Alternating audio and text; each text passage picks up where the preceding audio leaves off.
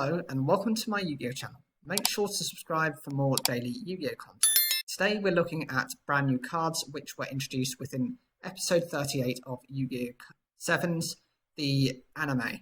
Unfortunately, and keep this in mind that, some of these might get introduced within the game and some might not see official releases for a number of years, but we're just going to cover these. The first card is Amazing Dealer. This is a level 3 water attribute spellcaster type, effect monster with 0 attack and 1000 defense. Requirement: if you have 3 or less monsters in your graveyard, you can pay 300 life points to activate. The effect is to send 3 cards from your hand to the graveyard, then you can draw 3 cards. Essentially what you're trying to do is replace the cards that might be a bit junky or trashy from your hand into the graveyard to kind of refresh your hand. Consider it a little bit like Magical Mallet, but actually it might be a little bit better. If they've got graveyard-based effects to the cards that you discard, then that's always a good thing. This is really only effective if you're running this at the beginning of the duel, if you draw into this, because it does come with the caveat that you have to have 3 or less monsters in your graveyard.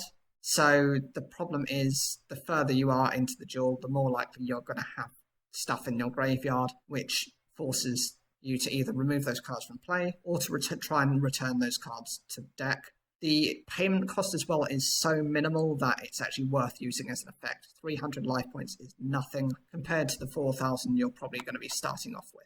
Aqua Sorcerer is a level 4 water attribute spellcaster type normal monster. It has 1500 attack and 0 defense. I'm wondering, if we've got an Aqua Sorcerer, are we going to get one for all of the other attributes? I mean, you could get like a Magma Sorcerer for a by attribute, or you could get an Earth equivalent as well. We'll have to wait and see. And the final card is Mythic Swordsmith. This is a normal spell card. The requirement is if a face-up field spell is on the field.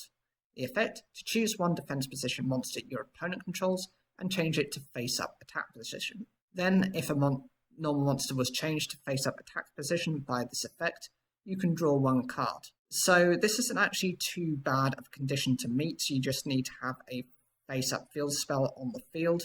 Doesn't have to be yours, it can be your opponent's. It's a decent effect. I liken it a bit to stop defense, because by putting that monster into attack position, you're then able to deal battle damage, whereas if it was in defense mode, you're going to have to rely on some kind of piercing effect. And you also have that nice little additional bonus. If your opponent had a normal monster, then that was triggered by this effect, then you can just draw an additional card.